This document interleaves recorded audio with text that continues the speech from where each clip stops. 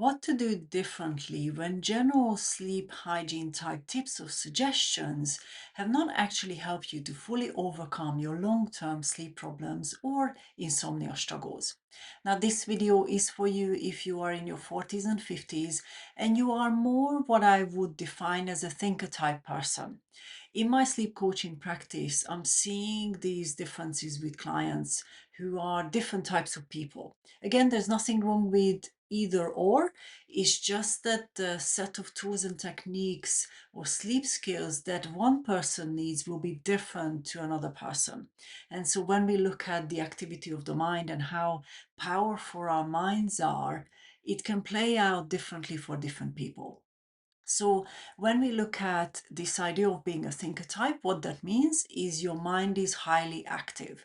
So whether that's coming from being more of an intellectual type person or having a career that requires your mental capacity to be used, or simply that a lot of those emotions that are created are coming from thought first. So again, when I come across clients who have nervousness around sleep, there's definitely two different groups I'm seeing. One that's emotion first, thought second, and the other one who is more of a thinker type person, which will be more the thoughts first, emotions created as an outcome of those thoughts that they have. So again, these are just a couple of different examples of what might it look like for you being more of a thinker type person versus another type of person. And again, there's nothing wrong with it. It doesn't mean that you can't overcome the challenges that you have with your sleep. It just means that you need different type of support systems. So now that we covered that, let's really talk about sleep hygiene and what might be a better way forward. So, when it comes to sleep hygiene, I want you to see it as a foundation rather than the entire plan of how you're going to overcome your long term sleep challenges. Of course, there's nothing wrong with starting with sleep hygiene first. But one of the things I've seen over the years now, working with different clients from different backgrounds, is that sleep hygiene tips and suggestions have become incredibly general. So if we just look at some of those general things that you are asked to change or do, they don't really cater for those differences that I see with more complex situations. And that's really the mismatch. So when we start with sleep hygiene, we can then add things that actually cater for your different dynamics rather than thinking that sleep hygiene is going to sort out all the different challenges that you have. So that's really how I want you to see it. So for the purposes of this video today, what I want you to start with is I want you to literally write down any and all sleep hygiene tips or suggestions that you are currently using. So we only want the ones that you're still using rather than maybe the ones that you already discarded, because usually the reason people don't do something anymore is they haven't actually delivered something that they expected. So naturally what that means is it's most likely not going to be the answer for you. But make a list of what you're doing at this time. And what I want you to look at is when you've written your list, be specific. So again, we don't just want to say I've got good sleep hygiene, but you want to list the things you do. Is look back at it and see which ones are physical things. So things like temperature, turning down the light, maybe not eating too late, maybe not drinking caffeine. Those would be some of those physical type things. Having a good mattress could be part of that as well. What are the ones that actually support you to be emotionally calm by the time you end up in bed? Usually, this is where there's fewer of those, and you might have actually picked up an overly perfectionistic bedtime routine that it's actually generating pressure rather than helping you to be really emotionally calm and relaxed. Again, depends on your situation. So these would be maybe more tools or things like having a bath, but again, that's a little bit more of a physical component there. And then the third part, being a thinker type person, is what are the things that are helping you to calm the mind and be able to mentally relax. Now, again, a lot of the things I see within the bedtime routine type things from a sleep hygiene perspective is the distraction type techniques, but they don't actually help you to completely sort of decrease the activity of the mind. So again, this is where might be that mismatch is You might be distracting your mind and maybe you're reading or listening to something, but it's not actually helping you to have that calmness of the mind for the entire nighttime. And again, that's how you would start to see the gaps. So once you made the list and you really looked at which one is which parts, then you can start looking at what the gaps are. So when I talk to clients who tell me that they have very good sleep hygiene, we start with what are the things that are actually helping and what are the things that we don't yet have a support system for. So if your mind is overactive, turning down the light and turning down the temperature is not going to cater for decreasing the activity of the mind. So that's a very good example and the difference between what we're looking for. So, and then we really look at what we want to do differently. So for the purposes of today's video, I'm really just going to bunch these sleep hygiene type tips into groups and then make suggestions of how I would approach it in a different way. But again, a word of warning, I've worked with many, many different clients over the last 12 years, which means that the way we look at these gaps are going to be different depending on the person. So one thing will not work the same way for every single person. And I want you to get curious about it rather than maybe feeling more sort of disappointed that you can't just pick a general set of tips off the shelf. You know, when you really get curious about what your sleep is showing you and your sleep problem showing you, that's when you can put the things in place that will help you for the rest of your life. And I want you to see them this way. So when you then look at these groups, we're going to start with more the what happens way before you end up in bed. So this would be the sleep hygiene type tips that are about not eating late, not having caffeine, for example, or exercising, not exercising, those kinds of things. So these are again more sort of physically driven. We're not yet into sort of the bedtime routine type thing. So again, these would be very much earlier on.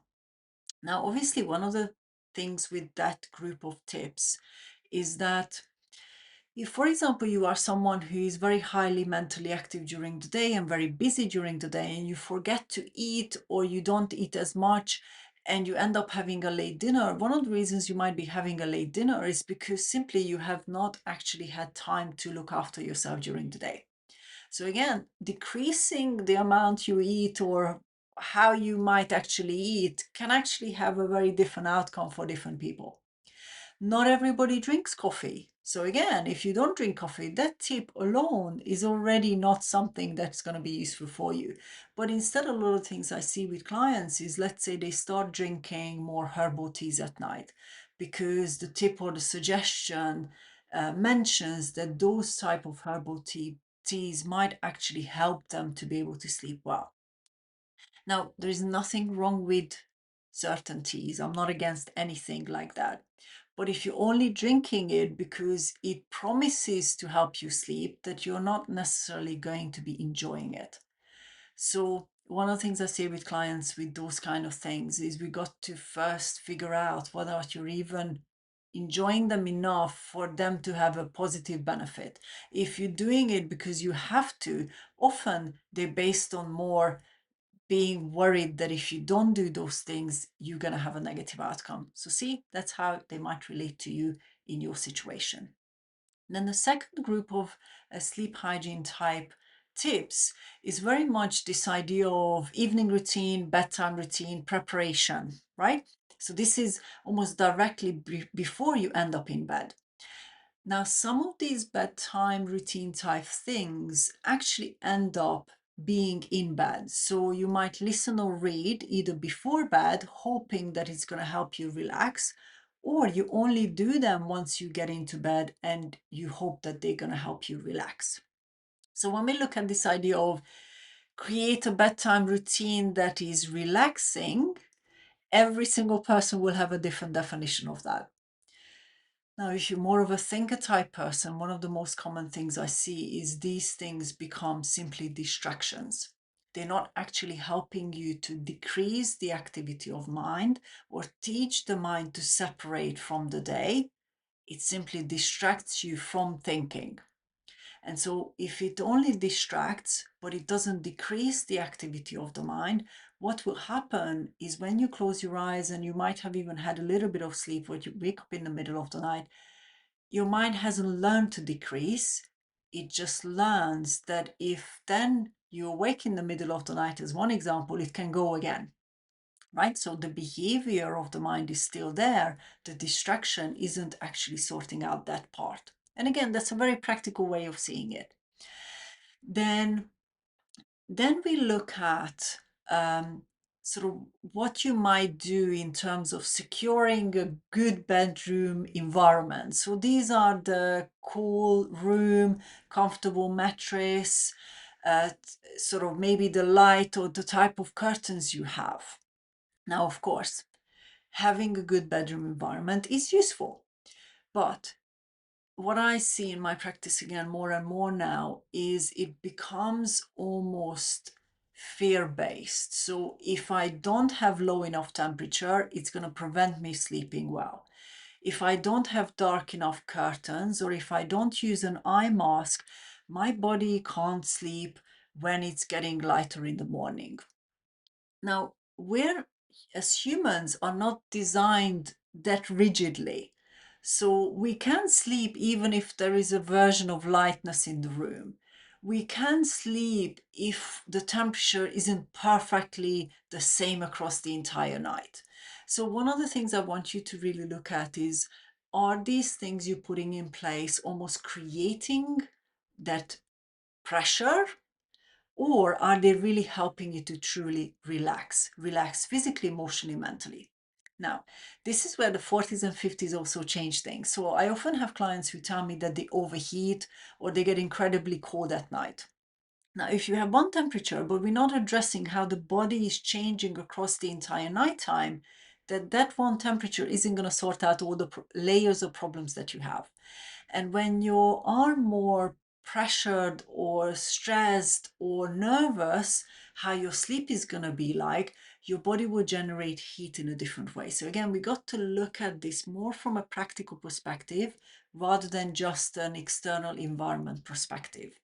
So again, these three different groups are what I would really look at in terms of what you have in place or don't have in place, and really looking at whether they provide you with the support system to really help your body and your mind to create high physical, emotional, mental relaxation across the entire nighttime. If all those tips and suggestions would create that, then globally we would not have so much sleep problems across many different countries. Sleep hygiene tips are one of the most sort of oldest versions of sleep tips. And if they had the potential to take you all the way to having great quality sleep, you wouldn't be struggling. So again, when we look at these three different groups, I would look at approaching them this way, is challenging whether or not you have enough support system for those components to really have the set of not just physical things, but also skill sets to work with your emotions and the activity of the mind that you might be experiencing. So I hope that this video has helped you to see this in a different way. If you got any questions about these things and you want to maybe work through sleep hygiene and what might be a better way forward, and you want to look at maybe working with someone, then you're very welcome to come over to my website, book a sleep assessment appointment where we can really look at what's going on for you and how I can actually help you overcome your challenges and really future-proof great quality sleep for you for many years to come. So I'm really looking forward to continuing this conversation about these different things I see in my practice and how I would want you to approach it in a different way in the coming weeks.